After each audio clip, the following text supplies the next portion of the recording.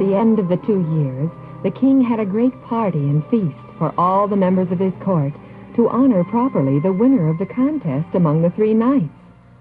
All anxiously awaited the report of the 3 knights to see what use each had made of his sack during the 2 years. All right, lackey, make the announcement. Ladies, lords, and members of His Majesty's court, the king requested your presence here to witness the bestowing of a great honor on one of his 3 most noble knights, Sir Gregory, Sir Hildebrand, or Sir James. Are the 3 knights present, lackey? They are, your majesty. I will talk first with Sir Gregory. Sir Gregory, step forward. Long live the king. Sir Gregory, you will now give a complete report on the use you made of the sack given to you 2 years ago. Oh, great and mighty king, when I left your presence 2 years ago, I said to myself, now this sack is empty. My king wants me to fill it. But fill it with what?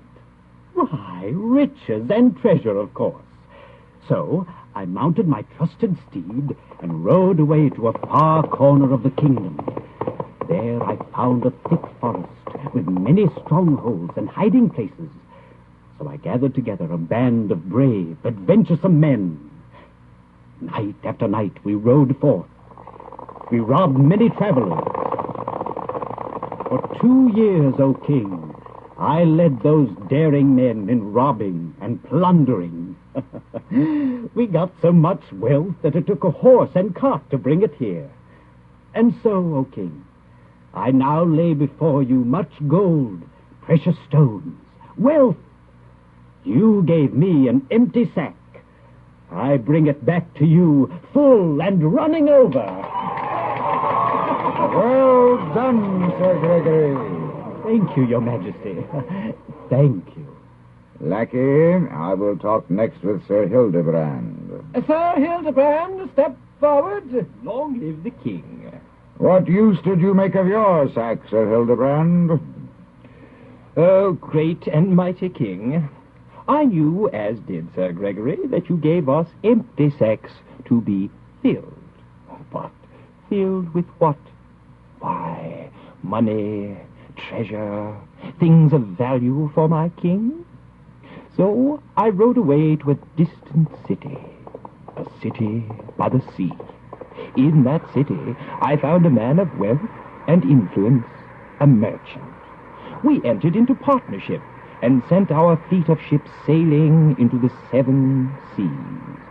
We gained wealth so fast we scarcely knew where to put it. I went away with an empty sack. I return it to my king full. Well done, Sir Hildebrand. Oh, thank you, your majesty. Long live the king. Lackey, have Sir James step forward. Sir James, step forward. Long live the king. Sir James, how did you use the sack I gave you? When I left your presence 2 years ago, O king, I mounted my horse and rode eastward. Long and far I rode.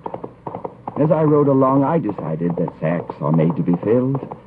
The one I had, I told myself, could be filled with gold and rich treasure. But the mere seeking of gold didn't seem to me to be a task worthy of a knight. So I rode on and on. Finally, I came to a village in a far corner of the kingdom. The people in that village were starving because of a famine in the land. I saw men and women dying because of hunger. I heard little children crying for food. I had only a little gold in my pocket, but I took it and rode as fast as I could to the nearest city where food could be bought. I filled my sack with food and rushed back to the village.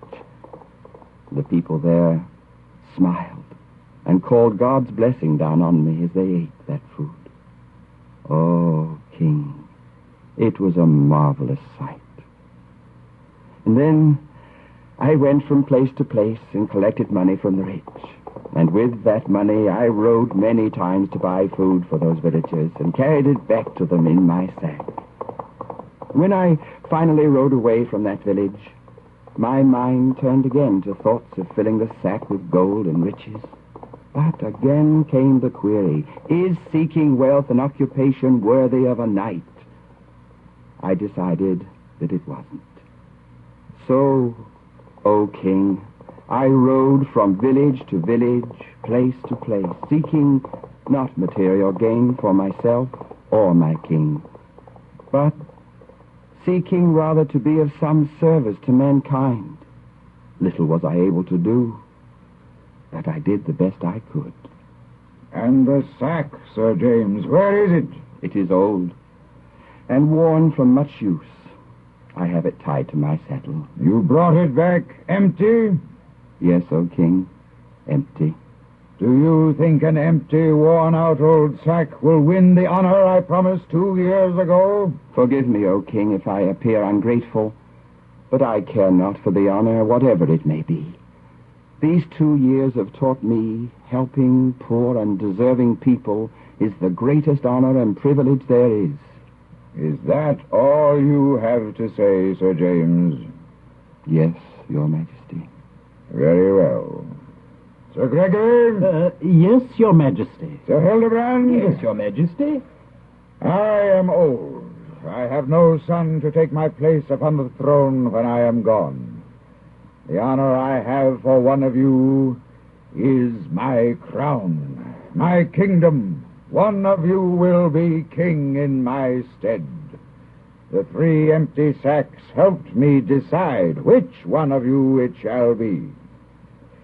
Sir Gregory, you proved your ability to gain quick wealth. Oh, boy, thank you, your majesty. But under your rule, the people would have cause for fear. Fear for their very lives, and surely for their gold and wealth. Sir Hildebrand, you proved your ability to organize and make the machinery of business work smoothly and swiftly. Oh, well, thank you, sire. But your rule would be cold, calculating. The people would be nothing more than pawns in your mad scramble for money and wealth. Sir James, kneel before me. Yes, your majesty. Sir James, you are unselfish, kind, thoughtful of others. You have proved yourself best fitted to be king. As king, you will deal kindly and justly with your people. My crown is yours. You will be king in my stead.